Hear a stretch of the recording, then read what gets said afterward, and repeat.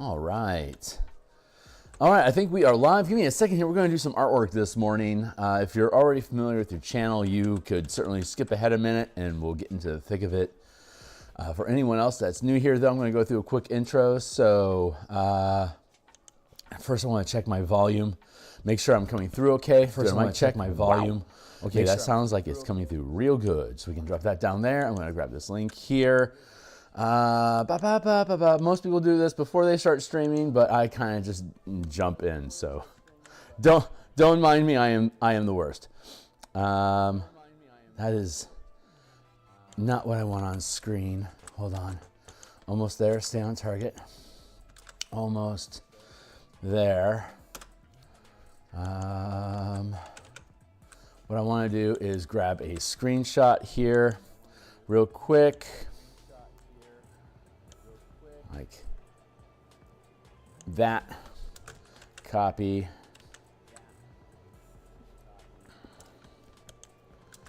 Paste. And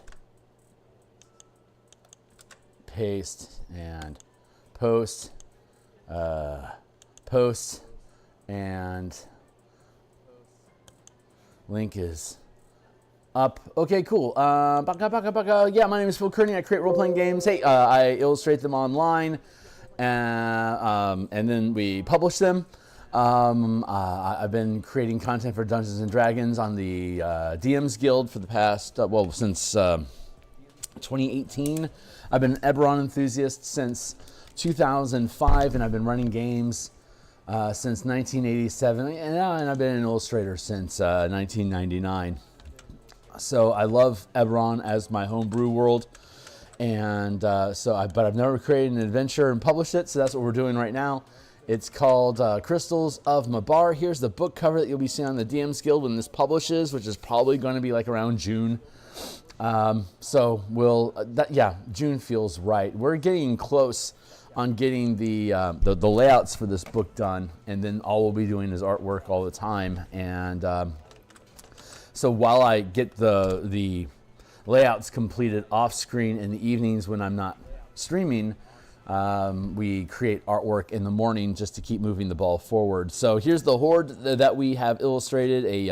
Ultimately a Yugoloth. If things go wrong on the players and a really powerful Yugoloth takes control of a Mabar manifest zone, uses it to create a conduit to connect those two planes, and then can bring armies of the dead and demons through to take over Eberron. So it's serious business around 7th and 8th levels for your characters. And so that's what we're going to continue working on here. I'm going to leave my front point there. But let me see. Let me drop off.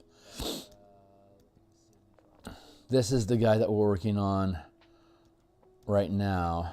Let me blip him out of the way. Blip, blip, blip. There we go. And let's see. We finished up this dude Saturday night. I like how he turned out. So we're going to leave him be. And then we're going to keep working on this guy. So there is the, colors what we're working on right now. There's that. We have a fog effect here in the front.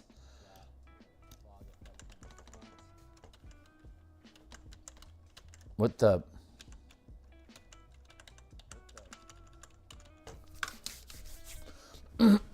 My brush set seems to be disabled.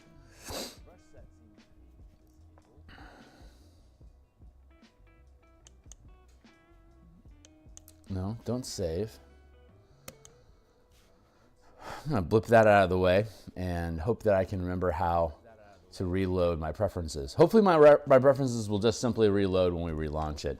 I use a unique key binding, and with God's grace, we'll be able to find that, and everything will be just fine. This is the wrong document.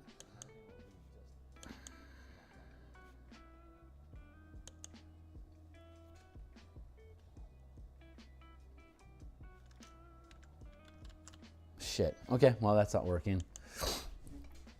Edit. Let's see if we can go to preset manager. No, that's not the... Wait. Maybe that is the right one. I don't do this. I only need to do this every few years, so I barely ever remember how to do it. Menu, keyboard shortcuts, preferences.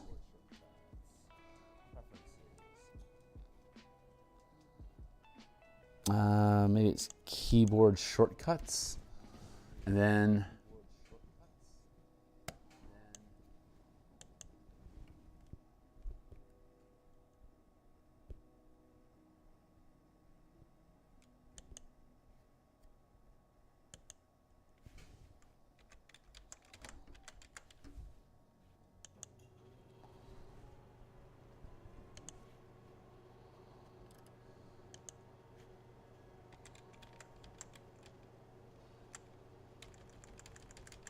R, B, R, E.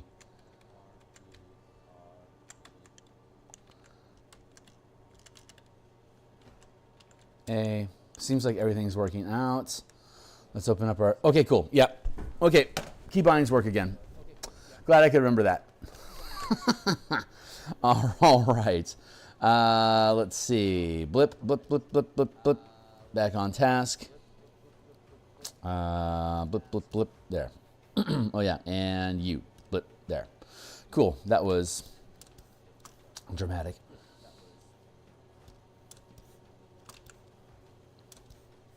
Let's go over here. Really going a little rough there, dude. I think I need to do a little bit more work, a little more line art for this to really get lined up properly. But I'm going to mess around with this a little bit here in the meantime. These shoulder pad things going on. What's up with that?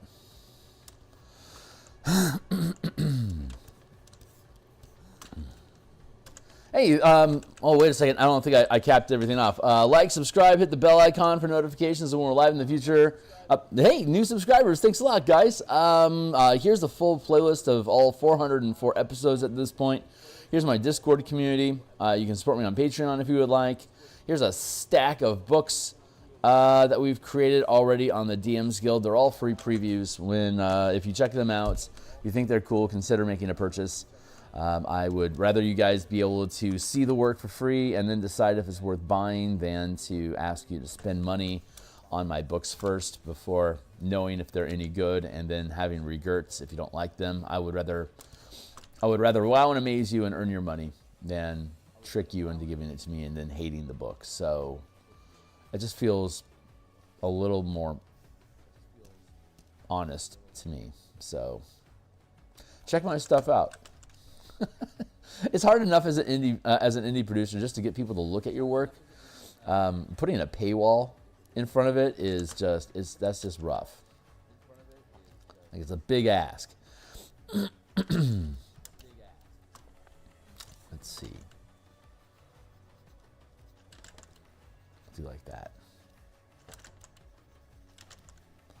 And then, yeah, we gotta do some line cleanup.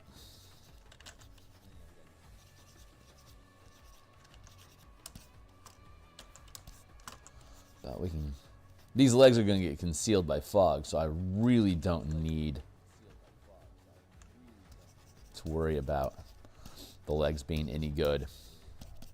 Pulling a comic book.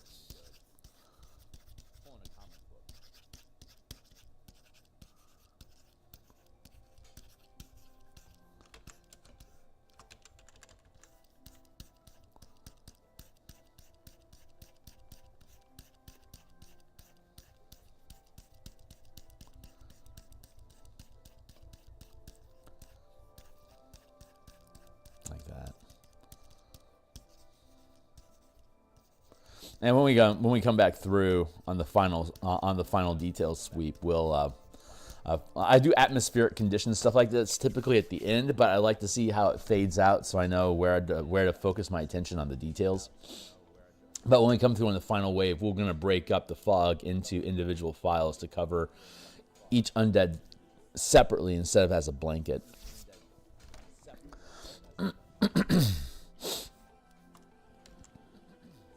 But in the meantime, I can darken it down like this.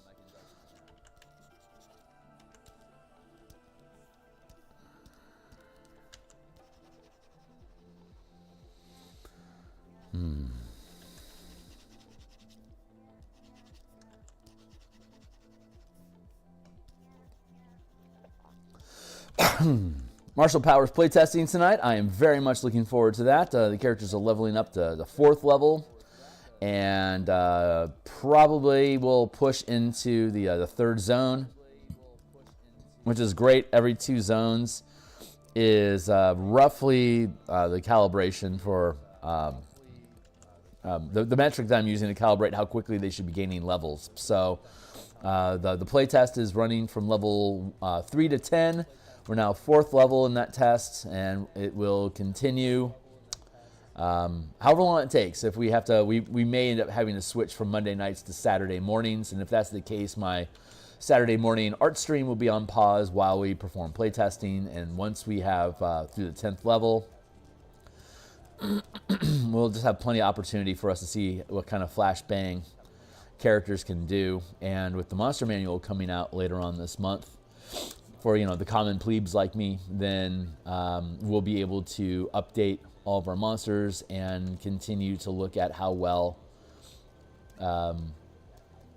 new 5e is calibrated with monsters. It's certainly easy to build the encounters with the 1-to-1 ratio on the CR XP generating. So that's already been a great improvement. It just makes life very, very simple to make encounters.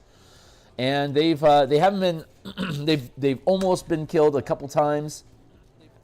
For the most part, it seems to calibrate really well with at least the playtesting material that we have. So we'll once the new hotness hits the shelves, we'll see if what we've been doing is on point with where the game is at or not. So far, everything that we've been doing with the power system has been pretty much spot on with where new 5e24 game design ends up being at. So I've been very thrilled with that in general. So we do game design. We do artwork Monday through Fridays in the mornings like this. We do game design in the evening on Thursday. Saturday morning, our brunch stream. And also we do a design on Mondays, Wednesdays, Tuesdays, Wednesdays, and Fridays. We have a lunch stream. And it's either Mondays or Wednesdays each week. Tuesdays and Fridays are pretty stable, but Mondays and Wednesdays are dependent on what my work schedule is like. And currently, I don't have any. I don't have a game design set up this week. I guess that could change if the game falls apart this week. But my normal home table are my coworkers, and we play D&D for about an hour once a week. so that's my weekly fix of being a DM. It's very low impact. It's an ongoing campaign. We ran a 5e campaign from level 1 to 20 over 6 years of 1 hour lunches each week. And it was so low difficulty as a DM to just prepare an hour of game each week. I was able to come up with stuff that kept the team engaged pretty much every minute that we were playing. And boy, I really learned a lot from that ongoing experience. There's still my players, but we're playing. We are play testing the Guild Delver content that I've been producing as a Kickstarter project, which I'm not sure how soon I'm going to release it, but hey Foxtrot. So yeah, Guild Delvers. It's I got the trademark on that recently, and it was amazing how many iterations of Adventure Guild or dungeon delving, different titles I had to go through with the trademark office to find something that would work, that wasn't copyright, that wasn't already trademarked. But so I like Guild Delvers. It sounds good. It rolls off the tongue to me. I like how the D's combine when you say it. But it's true to my form, the way that I like to run games and the kind of content that I produce here on stream. The goal of that game is that the players have control of a guild of delvers that go on dungeon adventures, extracting wealth and loot and stuff. But it's a very system light. It's a D20 light game where basically everything is a D20 test, on a difficulty that scales from 1 to 10. So, and then from there, you know, it's, you set your difficulty and you roll your D20. And if you, there, I had to reset my clock. If you hit or beat the number, you succeed at the task. If you fail the number, you create a complication equal to the degree of difficulty that you rolled. So if my target number is a 5, that means I would, on a scale of 1 to 10, right? You've got 30, 27, 24, 21, 18, 15, 12, 9, 6, 3, 0. So on a scale of 1 to 10, this is your range of difficulties. So when you roll your D20 plus, say, 3, and then we have the proficiency die system that we use, like D20 plus 3 plus D8. You're going to get anywhere from a 5 to a 31. This is the band that they're in. There's 5 ranks of character progression, and it's a plus 2 plus D4, D20 plus 3 plus D6, 4 D8, 5 D10, 6 D12. If you're familiar with my work, that's not a surprising format to you. That's like my default way that I build mechanical systems in 5e. So when you're trying to achieve a task and you roll, say, an ability check, you roll a D20 plus 4 plus D8, for instance. This here is your general level of proficiency, and then you also have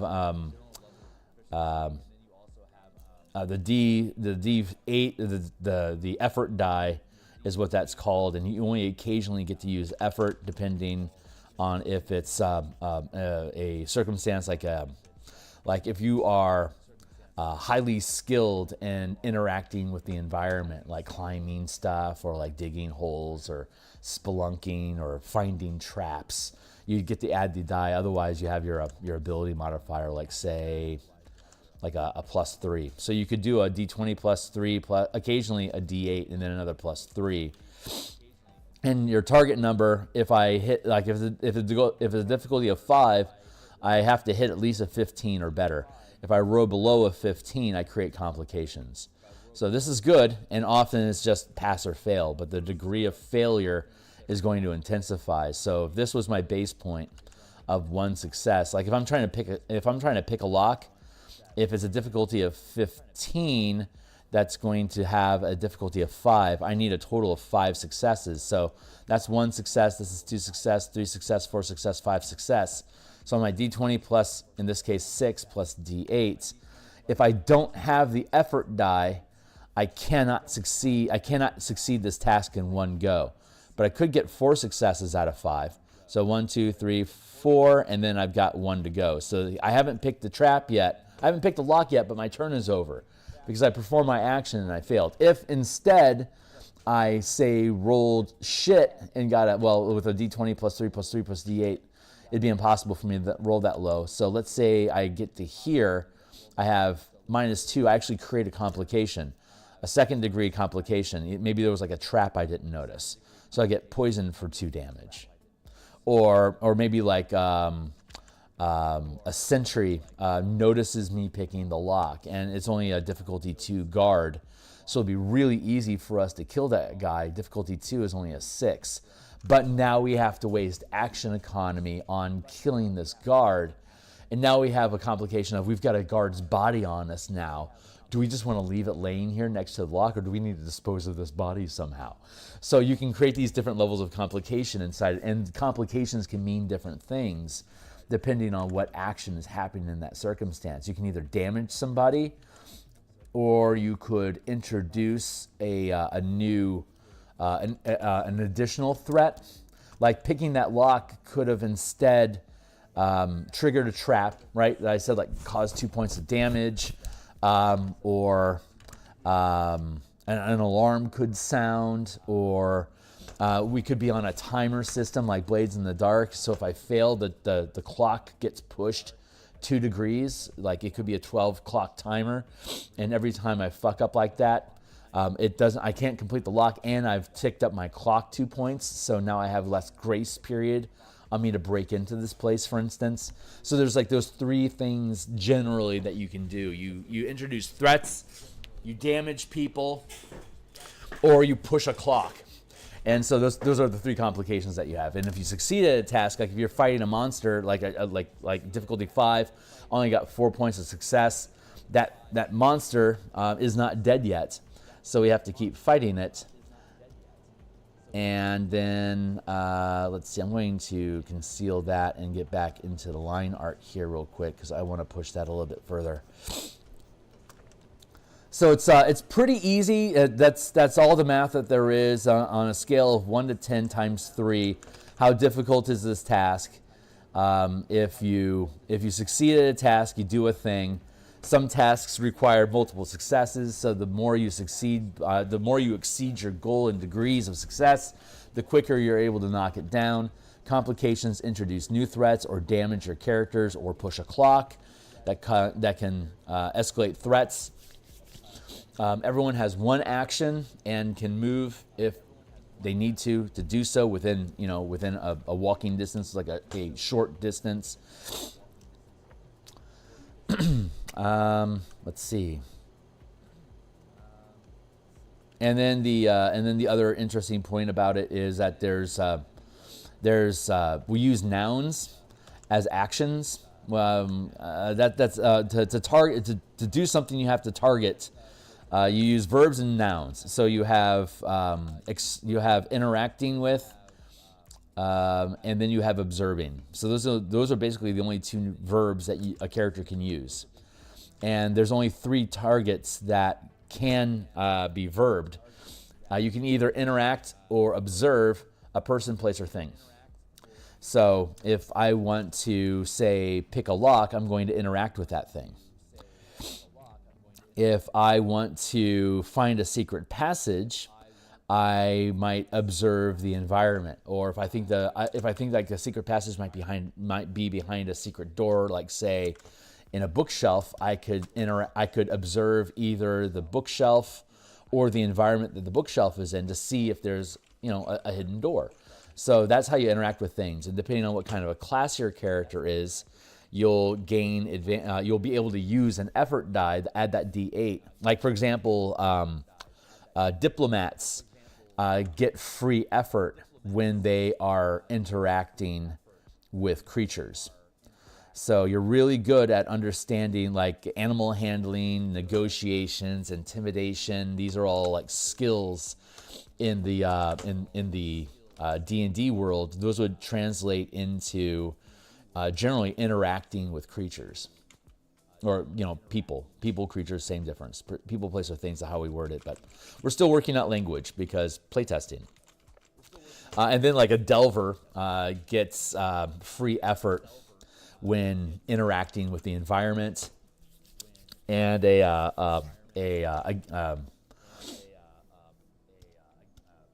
what is it called? We're still working on titles, but like a rogue gets free interaction with objects. And then if you're attacking people, you can narrate it. So like I'm attacking that person, so I could get my free effort die when I attack them. I'm interacting with the environment, so when I make the attack, I'm not orienting it against the person, but I'm framing the narrative around the environment that person is in. Like I shoot, like he's hiding behind a wall. So instead of shooting him, because that's difficult to hit, I'm shooting the wall that he's hiding behind to throw flecks of stuff into his face and to make him move. And that helps whittle down the amount of hit points that target has left, because we're like tearing away his cover. So then when the next person attacks, like maybe they get free interaction with objects. So they're going to take a moment and hone in on their scope and sight on this guy. My friend is breaking up the terrain that he's hiding behind with the interaction of the environment. Now I'm going to use my interaction with my gun to get a steady bead focus to hit him through the terrain that we broke through. So I can use interaction in those 3 ways. And which one can I realistically, or which one can we all agree that's a realistic thing that you could do? Go ahead and make your shot. And then you get free effort. And every three actions that your character takes, you get 1 effort die.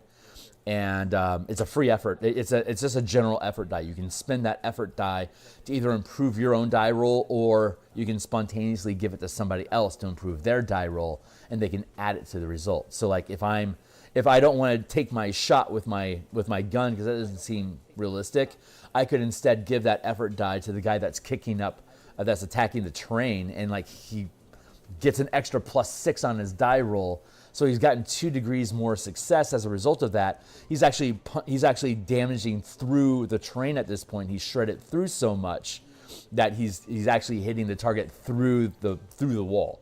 Like that's how you can narrate that. Hey, what's up, Donald?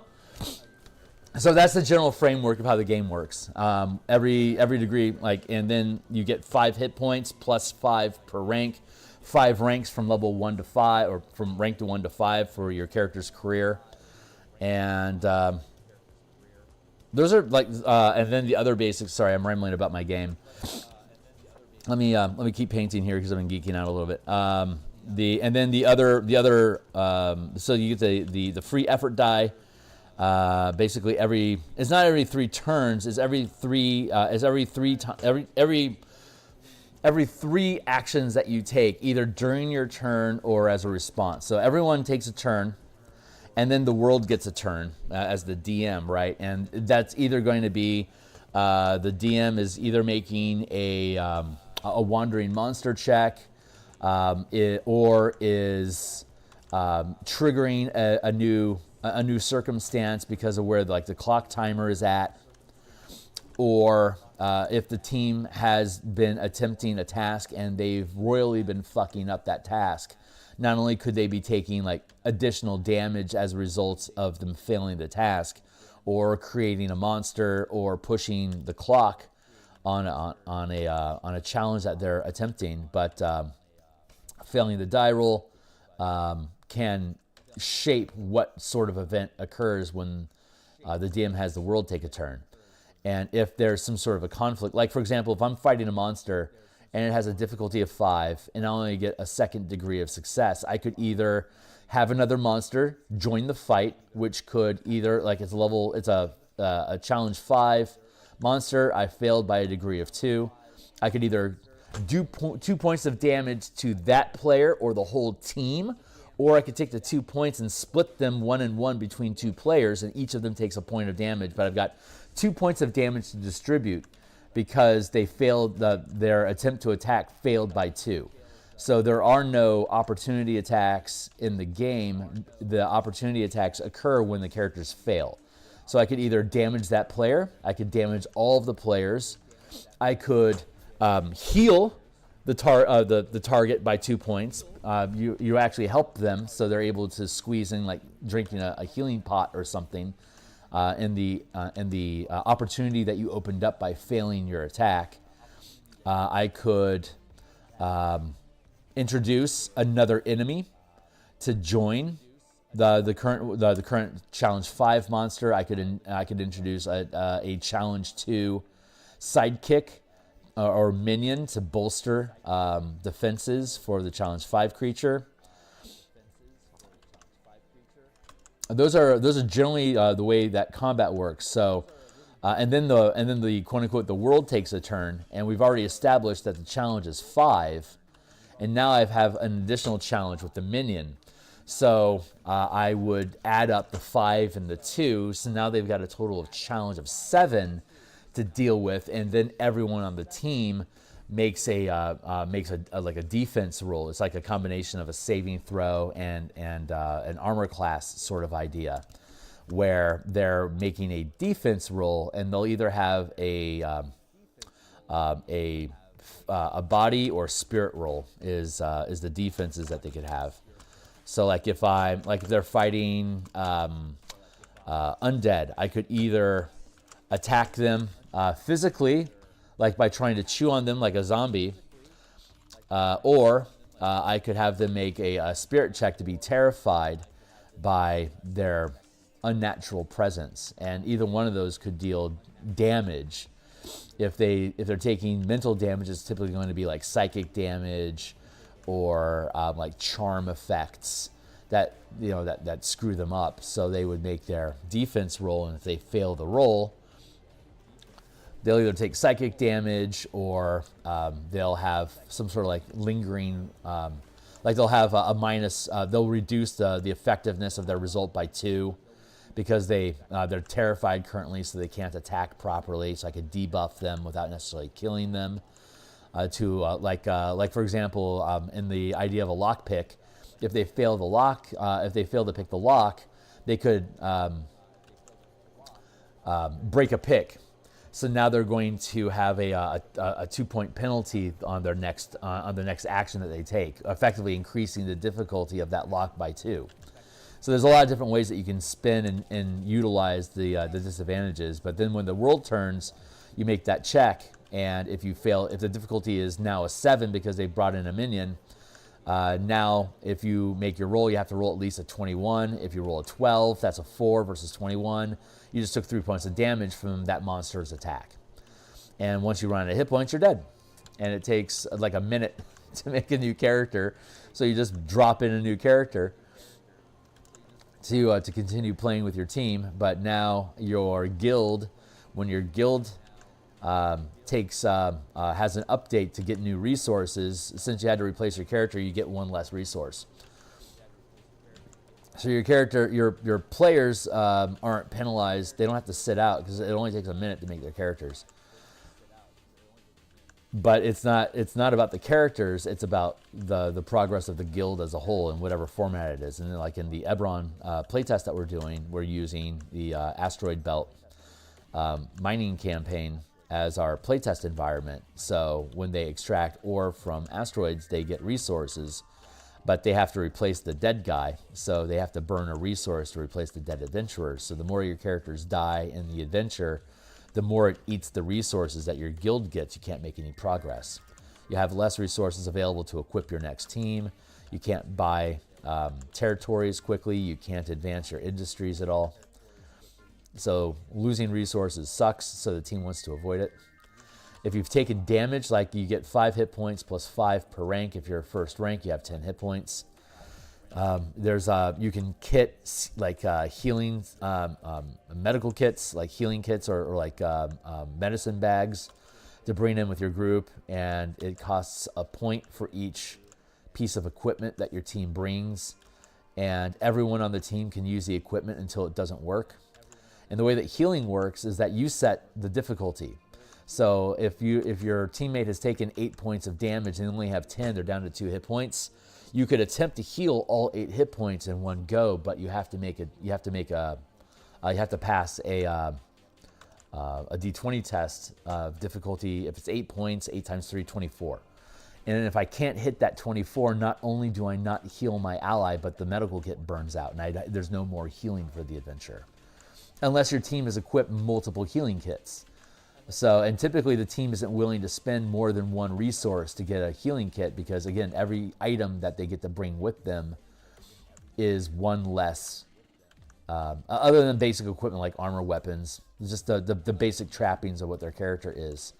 But beyond that, like any kind of magical equipment or artifacts or like spell scrolls or anything like that, it costs a resource each.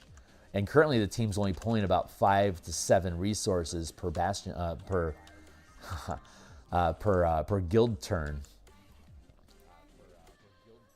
So they could, and whether every adventure that they go on, they have to kit out. Like right now, they're kitting out about 5 or 6 resources per adventuring team that they send on an adventure. So they're almost at the point where they're like, there's so many things that we want to bring on our team, on our adventure, to help guarantee our characters won't get killed, that they're not gaining any progress in their guild right now. So like we're comfortable with that. We're going to slowly stockpile our resources on the guild, and make sure that our characters stay alive, because we're having fun with the adventures and we don't want our characters to die. So we're willing to sacrifice advancement of our guild to stabilize our characters with healing kits and extra spells. And now they've got stealth boots of elven kind and different type of equipment that they can bring in. But they spend a resource per adventure. So this adventure, they had to spend 5 points on all the gear that they brought in. And if they want to do that again, it's going to cost them another 5 resources next adventure. So when they get damaged, they have to be careful about how many hit points do they heal at a time. And so they can tread water by healing the amount of damage that they're taking per turn, or they can focus fire, get rid of the threat, and then during their downtime, like while you're picking the lock or looking for a secret door, someone else is administering healing to the team. And so they'll typically squeeze out 2 or 3 points at a time, because 1 point, like only healing 1 point is only a roll of 3 or higher on your d20, but you only get 1 turn. So you set the difficulty, and if you fail the roll, you shut down the item. But like if I had like a fireball spell, for instance, then I would make my ability check, and if I'm using that fireball to attack targets, and say we're working with that difficulty 7 creature, that fireball needs to hit a 21 to be able to damage the threat. And then you have to do 7 ticks of damage at 21 or above. So I lob that fireball. If I can't hit a 21, I just fizzled fireball and I've lost it for the session. And then I'll get it back next time we play 1 hour at a time. And so when they lose access to something, they only lose access to it for the rest of the session. In an ongoing game, it would be you lose access to your stuff when you fail your die roll until you take a rest. And there would be long rests, so like withdrawing from the dungeon for the day to heal up for the night, quote unquote, heal up for the night. And so when you heal up for the night, you can roll an effort die, and that's how many hit points you get back, and then you can dump in additional healing in the morning if you aren't fully healed. And you could potentially shut down your healing salve for the entire day before you even get into the dungeon. We're going to have to be careful. So, or you stack multiple potions. You bring multiple healing kits with you. So if you burn one out in the morning, you can get it back. You'll have more than one to bring into your dungeon. Or you can save one for the evening, use your healing pack, and then potentially get them both back. Hey, what's up? Well, Hero, how you doing? Yeah, I'm talking about the mechanics. It's like just some random ideas about the role-playing game that I've been developing that I'll eventually be kickstarting. Since that's since playtesting that is what my home table does at lunchtime during the week. I've still got a half hour or so. We're role-playing, or we're playing today, and we only play 1 hour at a time. So we had to develop a system. Like I said, when I started off my home table, it took us 6 years to go through a 5e campaign from level 1 to 20. And when we finished it, it's a club. It's an office club that we have set up, and anyone's welcome to play. But when you're playing a 5e campaign and you're 4 years into it, and someone's like, "Hey, I'm kind of interested in playing. How does this work?" And you show it to them, and they're like, "That's really cool, but there's a lot going on." People bounce off of your game, and I already knew this before we fired it up. But the players, they'd never played D&D before, so they're like, "We want to play D&D." I'm like, "Well, I'm your guy." So like, cool, and like some of them were Critical Role fans, so they're like, "Yeah, we want to play. We want to have an ongoing story." I'm like, "Check." We're doing our session 0, right? It's like, I want to do an ongoing story. It's like, okay, cool. That's what I expected, a campaign. And they're like, we don't want our characters to die. I'm like, what? And they're like, yeah, we want to play the same characters from level 1 to 20. I'm like, okay. Do you want there to be risk in this game? Like, do you want the characters to be able to potentially die? And like, oh no, yeah. We want our characters to be able to die, but we also want to play the same characters the entire way through. So I'm like, if your characters die, will you roll new characters? And they're like, well, I mean, we'd prefer not to have to do something like that, but we recognize if there's no risk, the game's dumb. So I guess so. But I mean, it would be awesome if we could have like the same characters that go through the entire campaign and they don't die. It's like, so you're hoping your characters don't die. And they're like, well, I mean, yeah. It's like, well, I mean, I guess that's logical.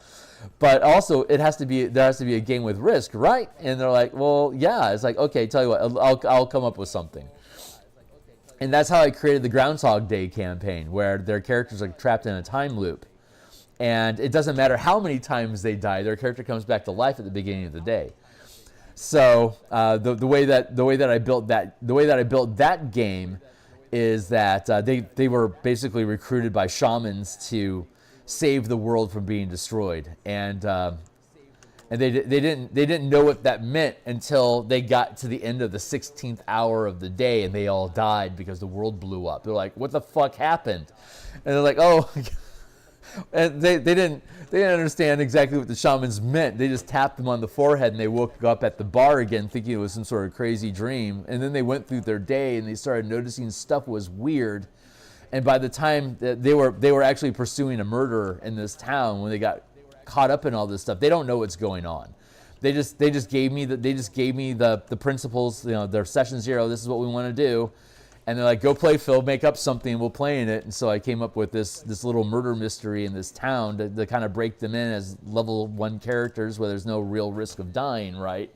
And they end up stumbling into these orc shamans that are like, yeah, the world is at risk. We're all going to die. We need your help. And you're the ones that we were told would be here right now, that you're the ones to ask. And they're like, well, we're nobody. It's like, well, I believe that, but I don't question the prophecy. So are you willing to accept helping me? And they said yes. So they basically did like a little ash smear on the third eye, and it dropped and it made them all pass out. And when they woke up, they were back at the bar where they woke up drunk that morning and got where they were in town to do this mystery thing, and they got trashed. And so they wake up hungover. And it was morning again all of a sudden, and they're like, that was weird. And then they go through the day figuring out this murder mystery, and once they start getting a bead on who the murderer is, it's pretty damn late at night. And so they take a long rest, and when they wake up. And they're back at the bar. It's like, we went to bed at the inn. Why are we at the bar? And then they go through the day some more. And then they start to realize there's some weird loopy stuff going on here. So they decide to stay up late, and they hit the 16th hour. And then there's this explosion, and they're like, what is that? And there's like a nuclear bomb blast, and they all die. And then they wake up back at the bar again. They're like, there's something seriously wrong happening. And then they start digging into what's going on. They realize that they're trapped inside of a time loop. And they put together, that must be what the shamans meant, but they can't find the shamans anymore. So they loop back around to where they found the shaman the first time they ran across them, and something's changed. So they're starting, and then they go through another couple of days just fucking around the time, having the world destroyed, wake up, and they're starting to realize, like, that building was over there last time, and now it's over here. So they're shifting realities, which was how I, as a DM, was able to retain my sanity in trying to track events of a day. I would pick a couple key frames from the day that would remain consistent, and then from that key frame, I could make up any details that I wanted, and they gathered pretty quickly. Oh, there's a multiverse that we're sliding through here. So we need to find a reality that we can stop from being destroyed.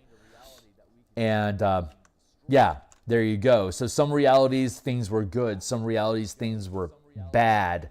And so they would have to get through the day. Some days they would just skip, and they would just get drunk and stay in their hotel until the world died, and hoping that the next world would be better. And so they would slide through these realities. Some things would remain consistent. Some things would not remain consistent. They had ways of bringing key NPCs into the time loop with them to retain who they were, so that they could have access to their now depletingly useful information that they had. Like, they would have like 3 or 4 sessions before somebody became useless again. so they get rid of them because their information isn't relevant anymore because reality has shifted so much.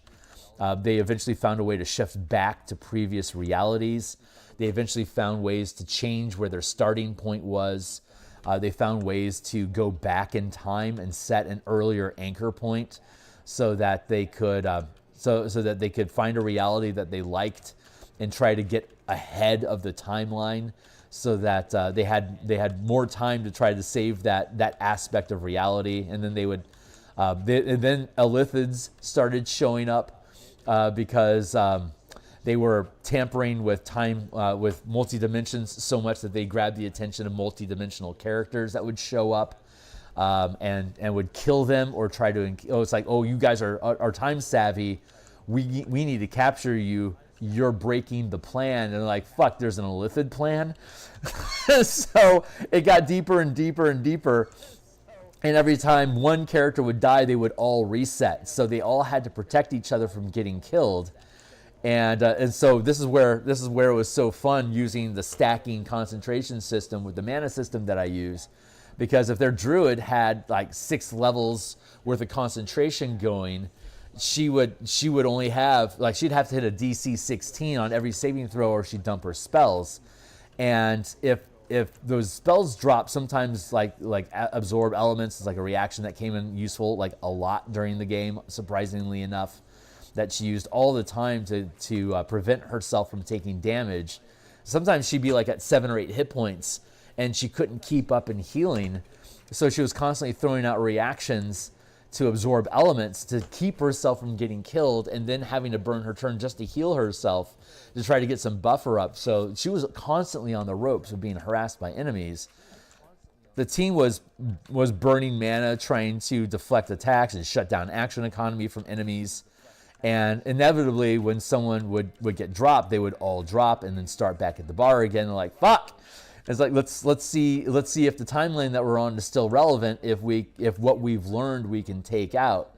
And as long as their timeline would remain relevant, they would get stacking inspiration points that they could spend to try to overcome a challenge, because their characters were so used to being killed by that threat that they gained inspiration. It's like, I remember where this trap, duck. And then the blade would come over and they wouldn't get killed by it. Those sort of ideas. So they got to play that out from level 1 to 20. And that was our 20 level campaign. And at the end of that, they're like, this was awesome, but no one can join us and play. So if we lose people, we need to make it easier for us to... In the end, there was only 3 players. We started with 6 and we ended with 3. And we picked up another 3 people over the course of the 6 years that eventually dropped out because either their job changed, they quit, or they couldn't commit to showing up at lunch every week to play, and they just felt like they were falling behind. They're like, yeah, we're just dragging the team down, I'm out. And it's like, well, okay, great, thanks. But, they'd hang out and talk with us and shit, so we were making friends. But yeah, that was the time loop campaign, and as a result of that, we needed to build a fast and loose system. So if someone was like, hey, what are you guys doing? It's like, yeah, we're playing a game. It's like, cool, how does that go? And then like in 3 or 4 minutes, we can show them how to play, and it's like, do you want to play? And if the answer is yes, it only takes a few minutes to make a character. So we needed to build a fast, loose, dynamic system like that was inviting for people to drop in, drop out, that could be ran in 1 hour and feel good, and be episodic by nature. So that's how the Guild Delver role-playing game was born. So that's what I am slowly building towards a Kickstarter with. It's always a build, and I'll geek out. Here's the other piece. There's power, there's skill, and there's grit, and there's body, and there's soul.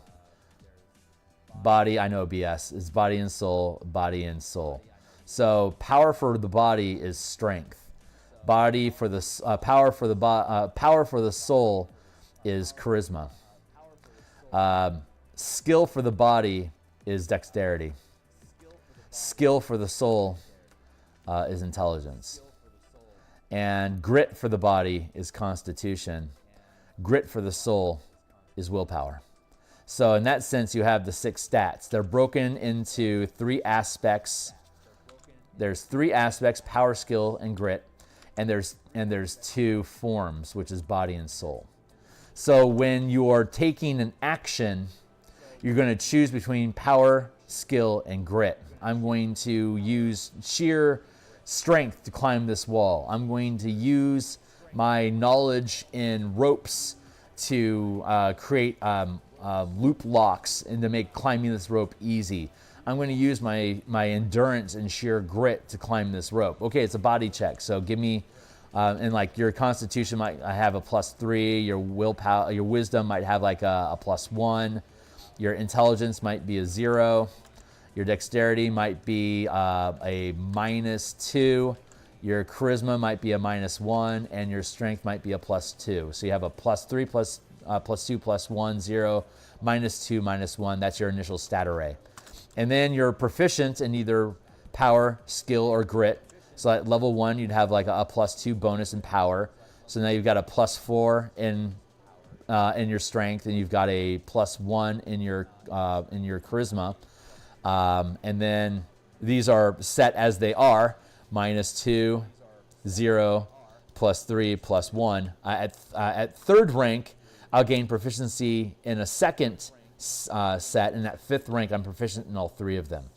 And so then I get my effort die, which at 1st rank is a D4, and it eventually scales up to a D12. So every time I make an ability check, whether I'm doing something myself or the world reacts and I have to make a saving throw, a defense check against it, I have to eliminate one of these. So if I've used power, I can't use power again. I have to use strength, I have to use skill or grit. Well, I'm going to use grit this time because I want that +3. Okay, cool. Now I'm left with either a 0 or a -2 on my next roll. And now the world is turning, and it's requiring you to make a body check to save against this attack from this guard that's coming at you. Well, I have a -2 to my die roll. Do I have any effort left? Yeah, I haven't used my effort die yet. Cool. I'm going to add a +D4 to see. Fuck. I only rolled a 1. So I have a -1 on my D20, and my D20 was only a 6, so I got a total of 7. I'm sorry, it's a -1. Shit, I only got a 5. Well, that gremlin only had that was that complication, difficulty, challenge 2 gremlin. You only had to roll a 6 and you fucking failed. So now you take a point of damage because you're down by 1 degree. And now that I've used all 3 of my grit, all 3 of those, I get all of them back because I recycle my stats. So all 3 of I get all 3 of my stats back, and I get my effort back. So I could use my effort at any point when I'm making these die rolls, but everyone gets to take a turn, and then the world turns. And then everyone gets to take a turn, and the world turns. And then everyone gets to take a turn, and the world turns. So I'm going to use 1 here, and I'm going to probably make another roll here. And then I'm going to make a roll here, and now all my stats reset. So when the world turns, I now have all 3 of my choices again. And if I haven't used my, at any point, if I use my effort to do something I want to do, I can then get my effort back. And sometimes I get free effort, like a rogue can always use effort. You get free effort when interacting with objects. My Delver character, like an adventurer, they're called Delvers. They always get free effort when they're interacting with the environment. Climb a wall, dig a hole, find a trap, stuff like that. So that's the game mechanics. You have 6 stats broken into 3 aspects with 2 forms, and that could be anything. But that's just the generic format. The form could be like mind and body. It could be like mind and soul, mind and body. It could be like revenue versus, like if I'm doing a corporation game, I could have like revenue is it could be profits. And liability could be my 2 stats. So like profits could be my body, and then liability could be my soul. So if I'm playing corporate raiders, like if I'm playing if I'm playing like an accounting game, I could set it up that way. But so if I want to climb a wall, I can use power, grit, or skill. And once I use it, I can't use it again until they all recycle again. And then I could give my effort die to somebody else to help them. That doesn't eat up my turn, but I've just lost my effort die. So I have to do everything without effort unless I can do something that gives me free effort.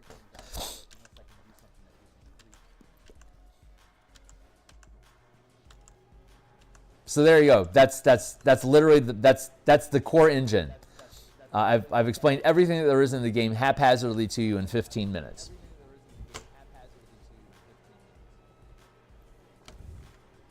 Yeah, it's very simple, but because you can manipulate in so many different ways. Is that based on race or anything? Currently we have 3 races. We have Warforged, Gnomes, and Dwarves. Warforged gain free effort when they observe things with objects. Gnomes get free effort when they observe things about creatures, and dwarves get free effort when they observe things about the environment. So if you had a dwarven delver, it would get free effort, always being able to add an effort die anytime it's either observing or interacting with an environment. But it's not always relevant to do so. If you're in a conversation with a dude, your team is going to call you. You and the DM all basically get to call bullshit if you decide that you want to, like, I'm having a conversation with this dude. If I can't make that conversation about the environment, then I can't use my free effort. So it's fine if I do. It's just I have to find a way to justify it. So I'm going to frame my conversation around just trying to frame the conversation around. Like if we were interrogating a guy, maybe my dwarf has a question about like where he's from. Maybe I can BS getting my observed environment. I can ask him about the environment and measure his reactions to see if I know he's lying or not, because he's giving me bullshit about this rock that I know to be true, for instance. That's a horrible example. But so far, it's been really effective. And it hasn't been very cheatable. So, and it seems that head's too small. So that seems to be working out. Vat-grown copies working on the original could be an interesting way to do that. Sorry, I went on a really long tear without looking at the screen. Sorry about that, guys. As long as you can explain it to me, like, so, I'll learn. Right on, man. Vat-grown copies working. Oh yeah. The Illithid were stealing people from timelines, and basically getting infinite. Like they would find a smart guy, and then they would start bending into realities to steal copies of that same guy, so they could get the same brain, so they could have the same feast over and over again after eating somebody. So they were farming the multiverse for tasty minds, and also farming these different realities for different technologies so that they could stay ahead of other realities. And there was a Gith-like organization that was aware that the Illithid were doing this, and that were from different timelines, that were like, yeah, these Illithids are a serious threat. The shamans don't understand the basics of it. We muad'Dib'd them Dune style in setting up this culture where they would be predisposed to finding a chosen one that were people that would be able to be time savvy, that could bend through these realities. And we gave them clues from the timelines that we were aware of that your characters would eventually arrive, because insert, this prophecy that they eventually picked apart. They started finding murals of themselves fighting monsters they hadn't met yet. And it's like, oh, fuck. I have no idea what that Hydra-looking thing is, but it looks really, really mean. If these prophecies are true, we might end up having to fight a Tiamat-type creature. And they did. It was around level 16, but they did. So these shamans had these murals that were predictions of things that they would end up encountering in the campaign. So they kept going. It was called Whispering Rock. It would tell them secrets about themselves. So they would go back to it to try to get clues about what's the next thing that they might have to end up fucking around with, according to these prophecies from these time travelers from another timeline that came here to instill this shamanic religion into these orcs, so that they would have a magical ritual that would be able to awaken people to time travel, so that they could become time savvy and spin through realities, so that if they got to a certain point of proficiency in this time loop business, they would find the people that they would find these Gith, and they would then at that point be strong enough to actually help the Gith in a last Starfighter sort of plot line. You are now powerful enough to help us fight these Illithid. help us save the world from them.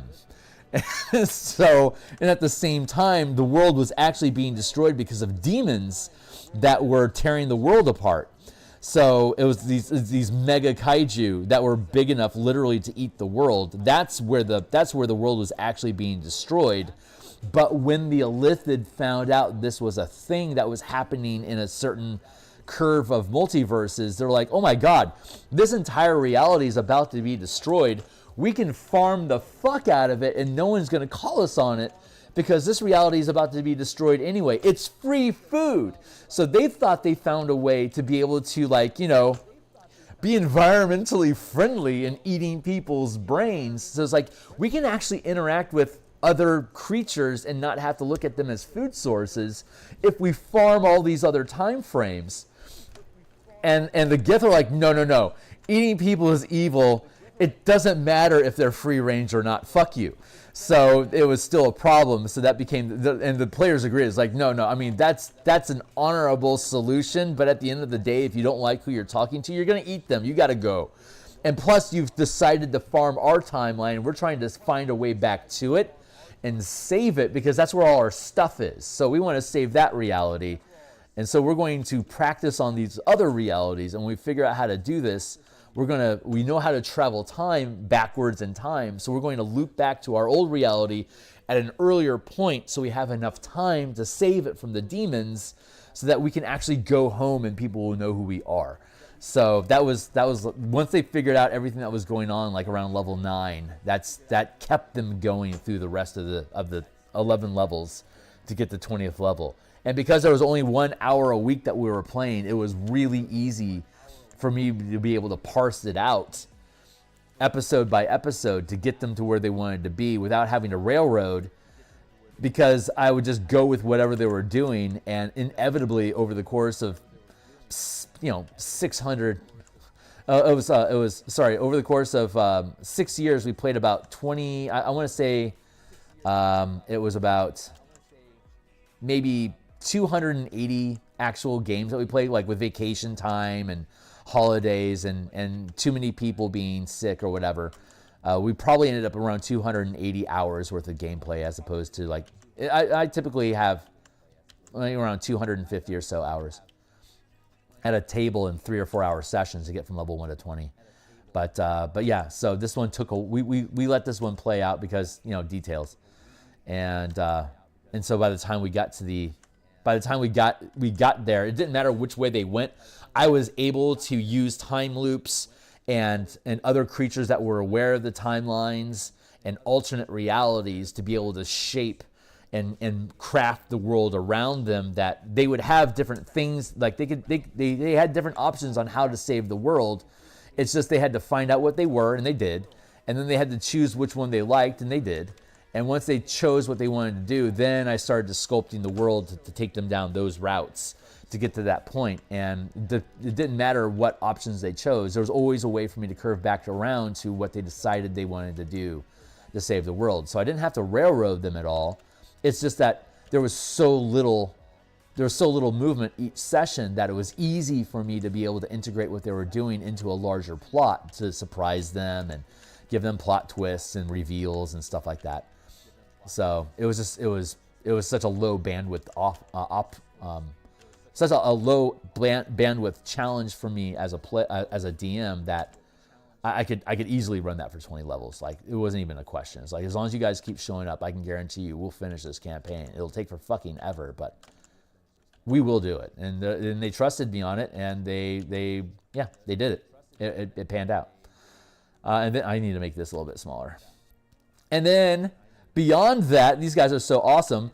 They're like, yeah, this is the first time we've ever played D&D. We're really shaky on character creation, so we want your help on that. I'm like, great. So I made a bunch of pre-gen characters for them that were specifically, had all the specific classes and subclasses and feats and skills that I wanted them to have to be able to work inside of the time travel idea. They just didn't know it yet. So I built these pre-gens, like, pick one of them.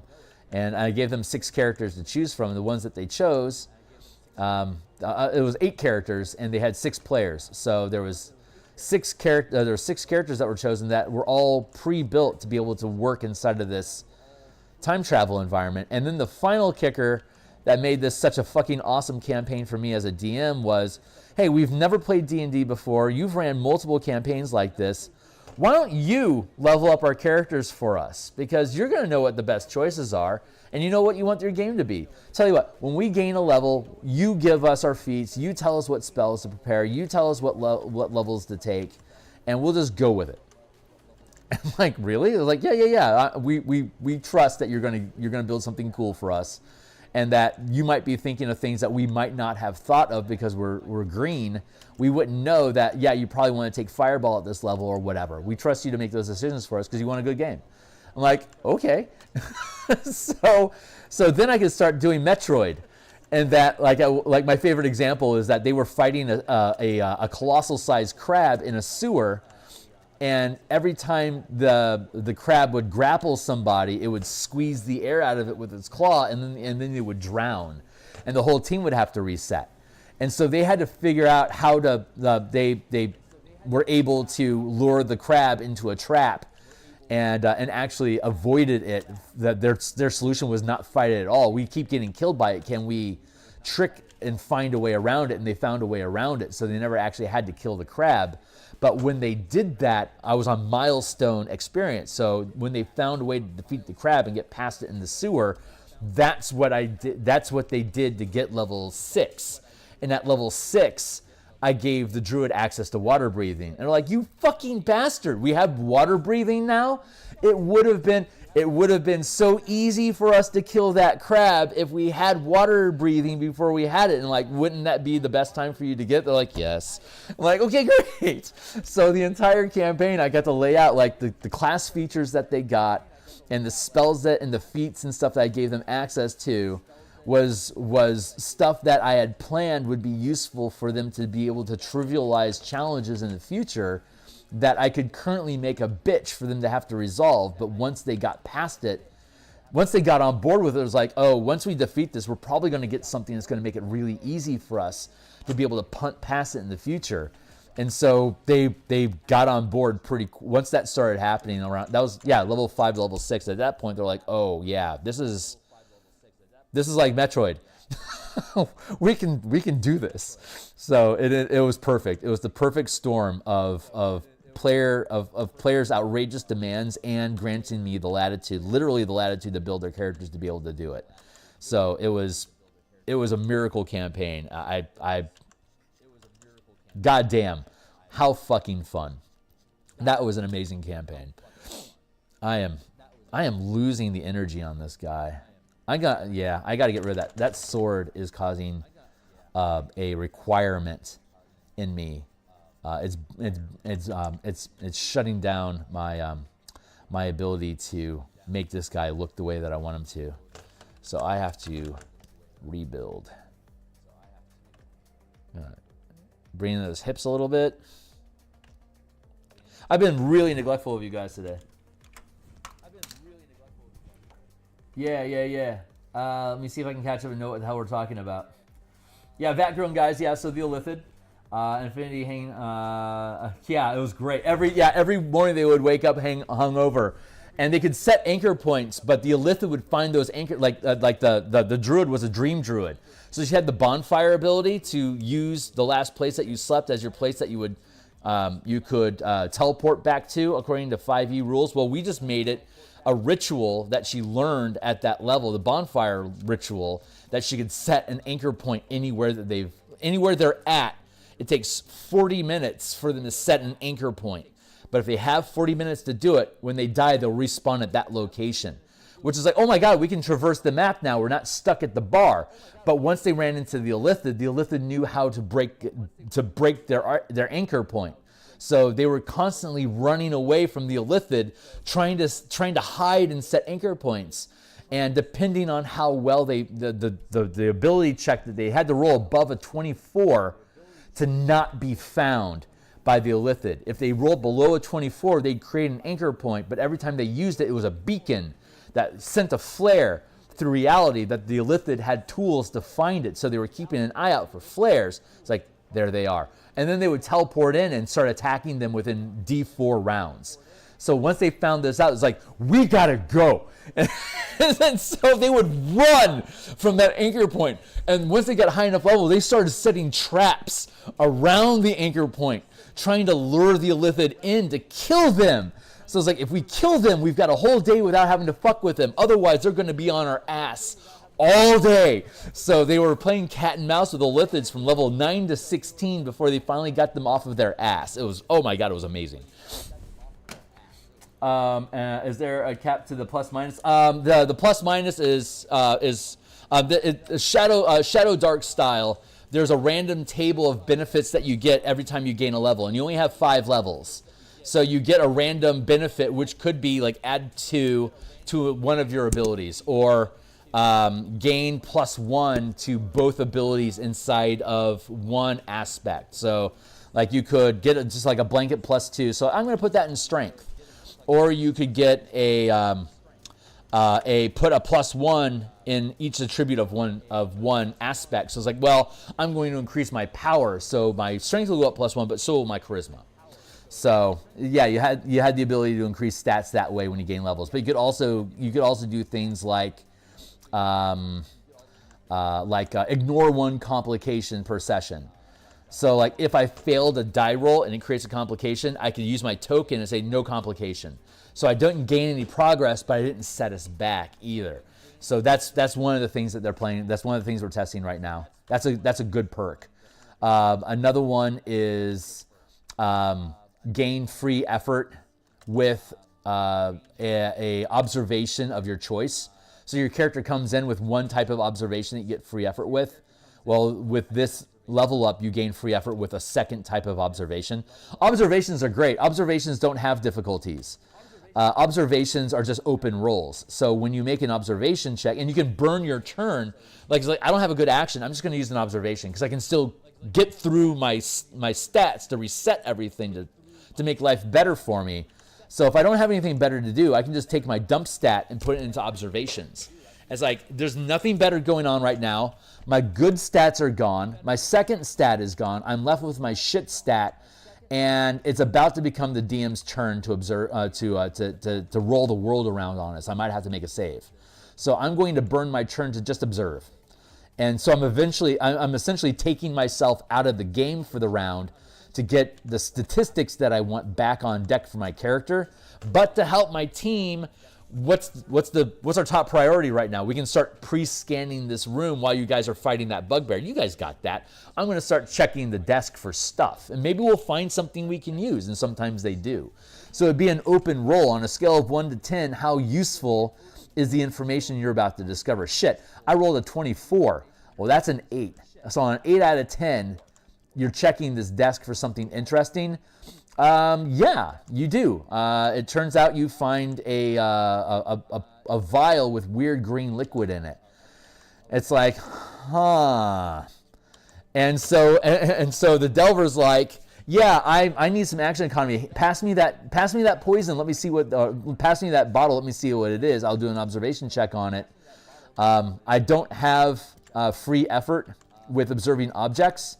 But I have a turn to burn. So it's like, you think it's poison. Oh, it's poison. So then they toss it to the that is fighting the bugbear. He throws this poison. And he grabs it and then he dumps it on his blade and he cuts him. And then we can use that item to give him advantage or free effort to attack that bugbear. And that's what they need to kill that bugbear. The bugbear is now dead. And now the world rolls over on them. The bugbear is dead, so they don't have to worry about it having its own attack. But the world did just turn, so since the immediate threat was dead, I would then roll a random encounter, like a wandering monster check. And so if it rolls up a monster, instead of a monster adding to the bugbear, a monster is now aware that we've killed it. Now you have to chase down that wandering encounter to not give away, not to sound the alarm that we just killed a bugbear or whatever. So you can always burn your turn with observations, and you never get hurt for making an observation. So you're finding a way to productively pass your turn. You aren't necessarily helping your team, but sometimes you do, because you get information that they might need. So it's super flexible there.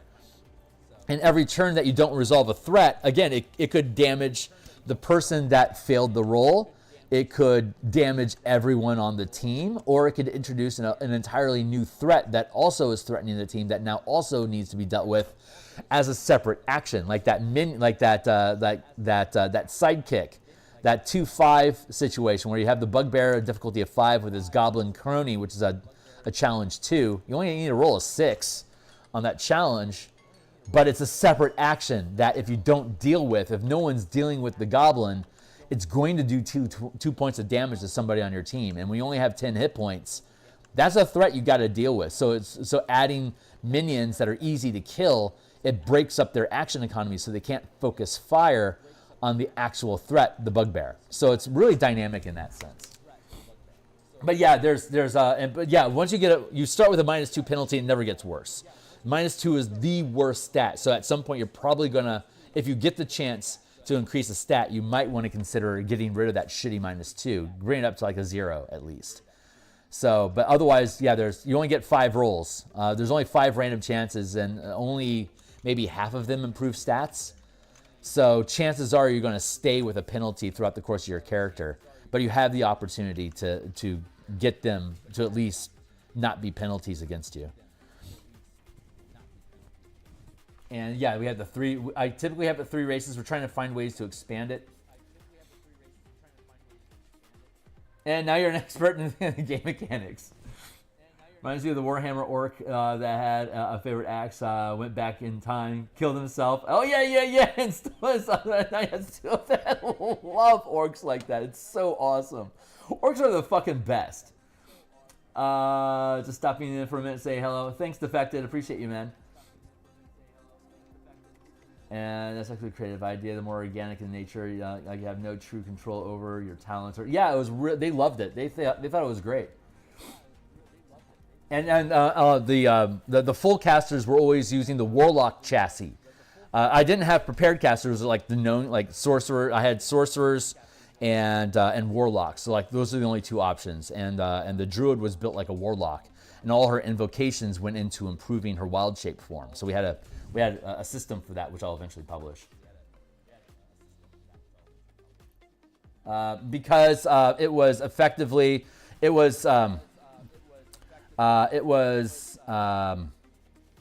think it was actually, what was it? It was 10 minutes plus 10 minutes for every effective level of spell that it was. And you get the bonfire at 6th level, I think.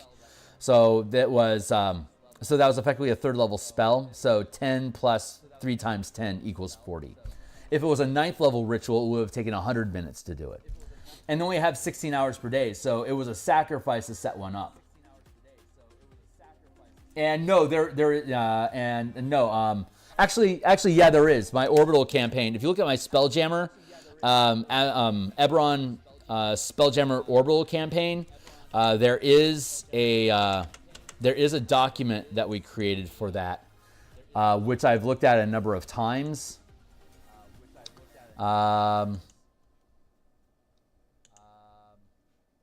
Here's the belt system, and if you scroll down, it gives you all the rules that we're using in my playtest currently for 3 Pillars of Adventure, setting up different types of actions that you can take with the different industries in the guild. You get through like asteroid mining is... here's a random table for creating dungeons. Here's the scaling difficulties based on the tier of your character and the stat rolls. This has been modified since then. So this document isn't up to date, but it's like extracting resources. Here's the different types of ore that are in the asteroids that they're mining. Here's the ore type, the percentages of stuff. And then we get past all of that stuff, which might sound like gobbledygook to you right now. But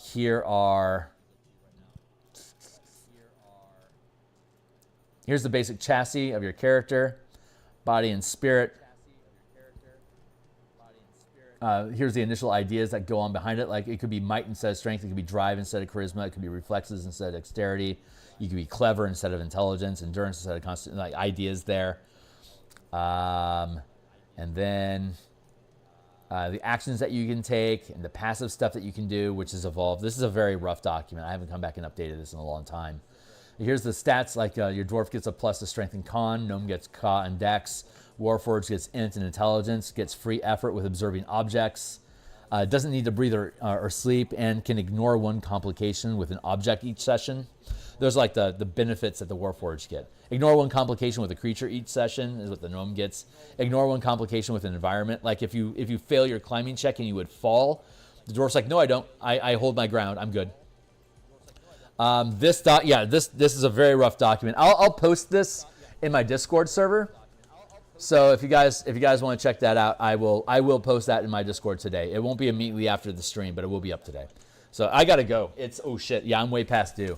But yeah, I didn't make as much progress today. I guess I wanted to talk about shop. Yeah, you bet, man. And I will be playtesting this. So once we get done with the Martial Powers playtest, probably like around June or so, I'll be firing up a Guild Delver campaign for people to run inside of and just fuck around and find out. So, and then I'm not in a hurry. I have the trademark. It'd be awesome if I could launch the Kickstarter in 2026. But as I understand it, Shadow Dark was tested for years before she finally did the Kickstarter. So if I take my time and do my due diligence like I do with all my shit, it might not be until 2027 or 2028, but I will eventually publish this thing. And it'll be a Kickstarter, and folks are welcome to back it. But I'll be doing a Let's Play session with Wally DM and How to RPG and Mr. Welsh and I think Deficit Gaming. I'll be doing a playtest with them sometime soon, like a live action thing, like their Beck Me game. They're gonna let me run a game, but I haven't got it set up yet. I've got too much on my plate. I need to get my shit organized. So. But yeah, I'm out of here. I'll see you guys. I'll be back tomorrow morning, and then I'll be back at lunch tomorrow as well. We'll figure out what we're doing. I'll see you guys then. Cheers.